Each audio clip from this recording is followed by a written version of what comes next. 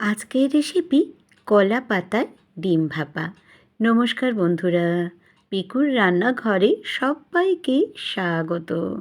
ডিম ভাপা তোমরা বাড়িতে লাউ পাতা কুমড়ো পাতায় করে থাকো, কিন্তু কলা পাতায় কি কোনো দিন করেছো?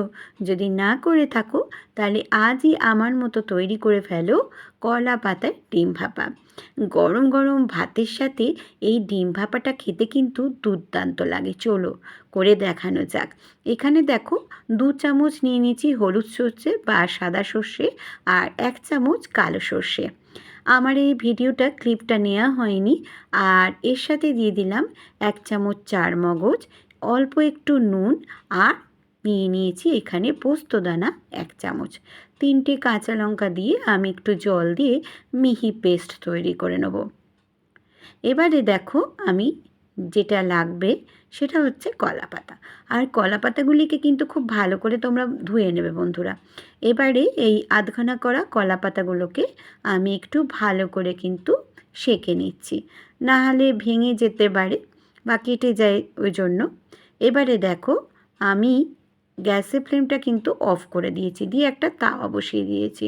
এবার এই কলা পাতাগুলিকে একটা প্রথমে আর আরেকটি লম্বা করে কিন্তু রাখলাম। এইভাবেই কিন্তু করবে বন্ধুরা।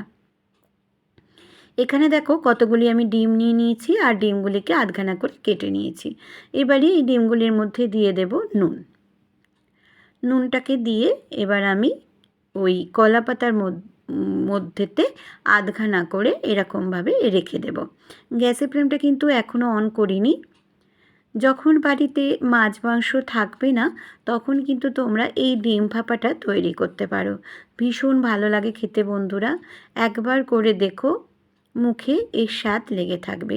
প্রথমে আমি কিন্তু একটু মশলাটা দিয়ে দিচ্ছি ওপরে গায়েতে, আর যে মশলাটা রইল তাতে কিন্তু বেশ অনেকটা পরিমাণে জল দিয়েছি, এই আধা গ্লাস মতো। আর 1 চামচ নুন দিয়ে দিলাম, আর হাফ চামচ দিয়ে দিলাম হলুদ গুঁড়ো। এই ভাপাটা কিন্তু বেশি হলুদ গুঁড়ো দেয় না, তাই জন্য একটু সাদা সাদাই দেখতে হয়, তাই কম দেবে বন্ধুরা। এবার দেখো ওই যে বেটে রাখার যে জিনিসটা জলটা এর ওপর দিয়ে একটু মিশিয়ে নিলাম। এই জলটা কিন্তু মনে করো না যে এরকমই থাকবে, এটা কিন্তু সম্পূর্ণ টেনে যাবে।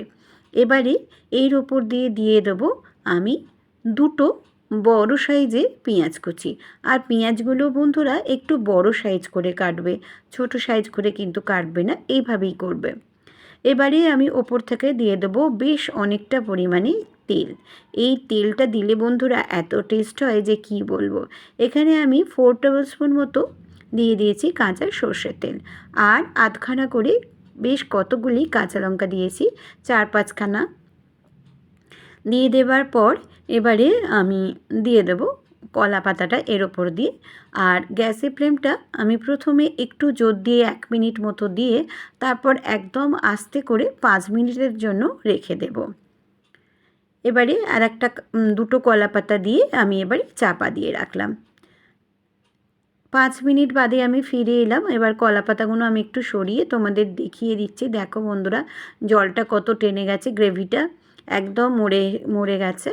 খুব গরম ছিল বন্ধুরা কলা পাতাটা, তাই তুলতে পারছিলাম না। এই রেসিপিটি তোমাদের কাছে যদি ভালো লেগে থাকে তাহলে সাবস্ক্রাইব করবে, লাইক করবে, শেয়ার করবে। দেখো বন্ধুরা কি সুন্দর দেখতে হয়েছে, তাই না বন্ধুরা? দেখেই কিন্তু খেতে লোভ লাগছে বলো। এইবারে কিন্তু আমি চাপা দিয়ে রেখে দেবো স্ট্যান্ডিং টাইম করে 2 মিনিটের জন্য।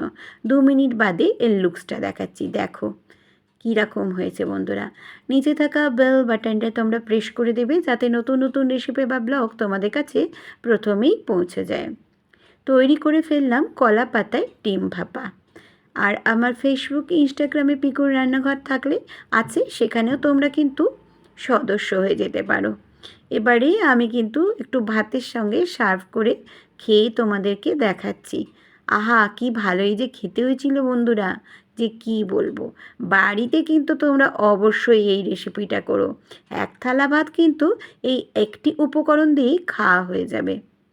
নতুন বন্ধুদের আমার চ্যানেলে স্বাগত। তারা এসে আমার চ্যানেলটিকে সাবস্ক্রাইব করে দিলে আমিও তাদের চ্যানেলে চলে যাব। পুরনো বন্ধুদের অনেক অনেক ধন্যবাদ, ভালোবাসা, তারা এতদিন ধরে আমার সাথে থাকার জন্য। সবাই খুব খুব খুব ভালো থেকো, সুস্থ থেকো। ধন্যবাদ।